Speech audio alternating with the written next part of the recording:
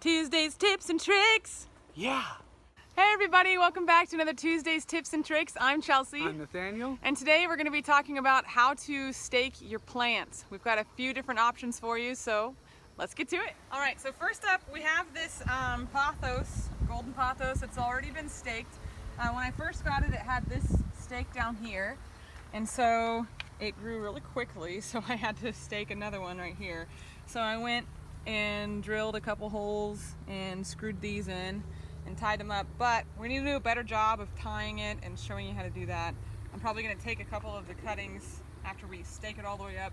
I'm going to take a couple of the cuttings and put them in a different plant later. So we're going to tie right here. There's a little root coming out. You can't, I don't know if you can see it. Yeah.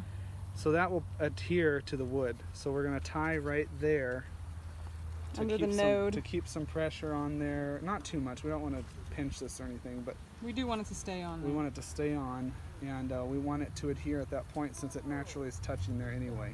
And I usually tie off several points, and I do one stem at a time because, man, you try and do them all, it gets messy. Yeah, let me tell you, that's what I tried to do, and it was really stupid. Usually what happens is you end up just twirling them around and tying in some random places, and that's what it looks like happened. Yep. Instead of the vine. Also, I was the person that was like, I'm going to tie a bow so it'll come off easy. That was stupid. Do you know how hard it is to tie bows when you're trying to keep things up? It's just, no, not a good idea. I like the jute twine too because it is not very noticeable. Once you get everything on the wood, it doesn't show up very much, and it will decay eventually, but that's okay. By then the it better be on this thing. The by vine then should be adhered to the wood by that point. So I am going around, but it's not like a wrapping. Yeah. That way they'll have room to get their big leaves like these guys. Look at this. Look at that. This is my hand here. He's massive. He's beautiful. I want to kiss him. Okay, let's not be ridiculous. Always err on the side of too long. I think we have 290 feet in there. We should be fine.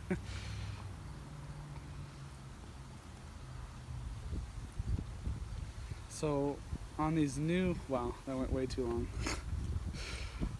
These new stems, as you tie them up, the aerial roots will really take off on these vining plants because they feel that they're touching something and they know, oh, I can grab on, and they'll grab on. Okay, now that we've got them pretty much staked up, we're just gonna go through and cut off all the little doohickeys. And he's gonna look a little wackadoodle for a while, but patience! And the leaves will orient themselves where they get the best light, and when they do that, it will look much more natural up the pole. And then we can just hope that these little buddies, which are still pretty large, will get as big as this one. And that one. So, here it is. Now we're gonna move on to more things. Okay, now I'm about to up pot this little tiny pot here into this, and it's really large, which is what we tell you not to do. But because we're going to stake it, I knew that I was going to need some room for the stake to fit in there. So what I'm doing now is putting some rocks in the bottom to prevent overwatering so it can drain really well. And then the soil we're using is very fast drying, so I'm going to go ahead and put some soil in there and pot this guy up, and then we'll get to that. Alright, so here's my little stake I made. I have some bamboo stakes in here. I bundled 3 together. This is the part that'll go in the actual pot. And then I used some twine and just wrapped it up real good. Hopefully it stays pretty well. And now I'm gonna put this on there somehow. And is that the jute twine or is that the synthetic twine? I have jute twine here, and then since we have the excess that's gonna get covered up, I put the cotton twine down here, okay. Which I guess is still, it's cotton. It's still organic, yeah. Organic. So now I'm gonna try and put this on here. As Nathaniel tries to make his way over here. It's kind of crowded over here. This is kind of our work area, and we need to clean it some more. We always need to clean this area. As soon as we get it clean, we make a huge mess. Make another huge mess. Tuesday tip for you: have a clean workspace, not like us. So Chelsea's wrapping the twine around this pole, this moss pole, to hold the Spanish moss on. I think it's going to look really nice. I think so too. All right, so here's our little moss pole. We did the twine up the back here. I'm going to go ahead and stick him in here. I'm so excited.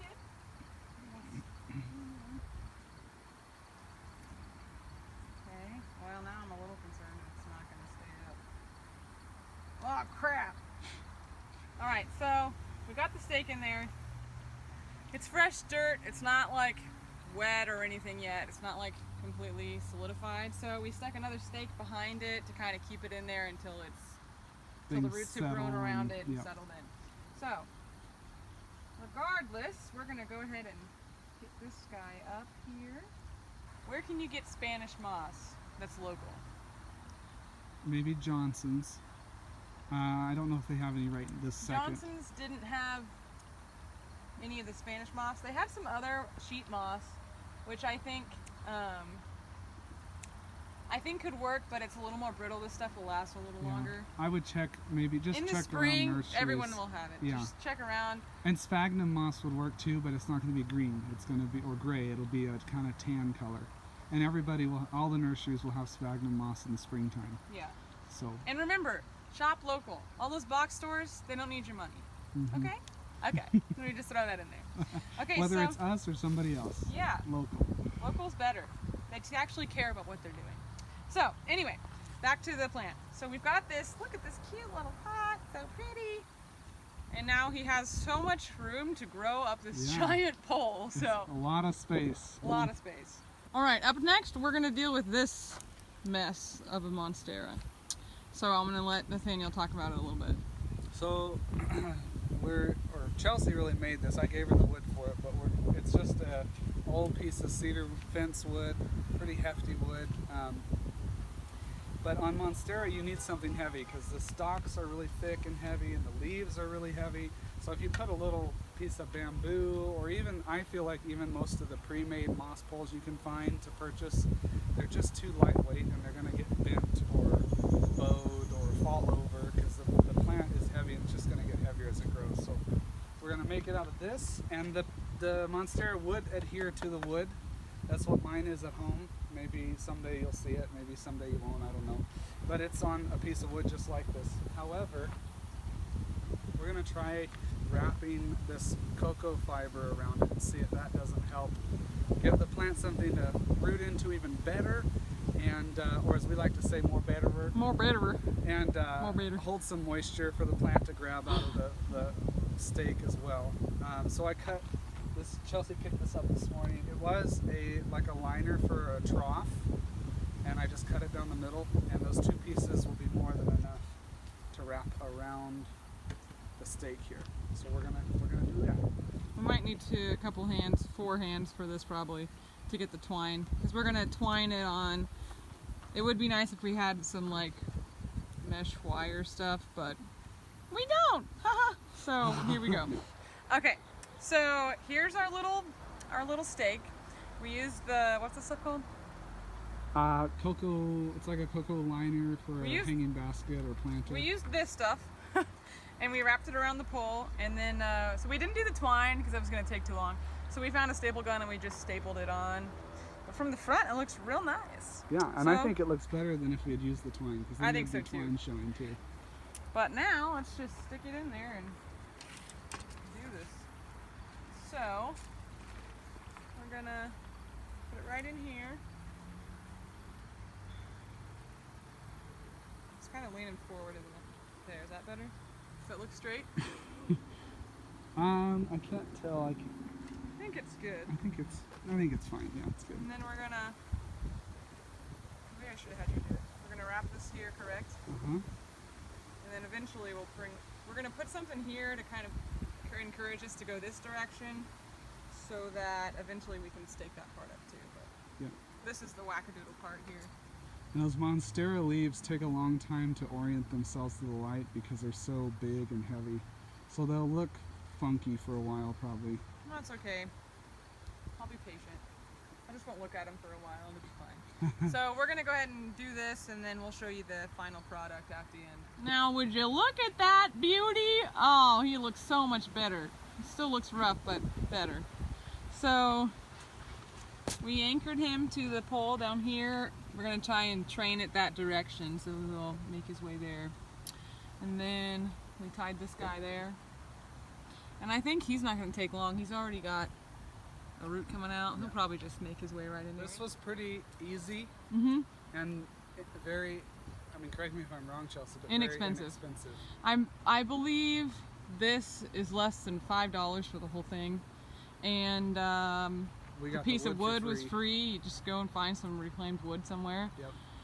I used a drill at home and drilled the 2 pieces of wood together. So, and Nathaniel used a hatchet to split it. So, yep. So this is fairly inexpensive. I think $5. What's the jute twine? The jute twine was like, you can get this at a craft store. It's like $2, $3. So $7 tops. Yeah. And if you bought a moss pole for this size, it would be way more money than that. I think the like little 18-inch or 2-foot ones are like $25 or $30. Yeah. So DIY, do it yourself, y'all. You can do it. If you need help, just holler. So we've got our Amazoni. We got our golden pothos here, and then here it is. And our little crazy. Deliciosa. Yeah, Monstera deliciosa. Monstera deliciosa. I couldn't think of Monstera for something. Anyway, so there you have it. That's your Tuesday's tips and tricks. We will see you next week.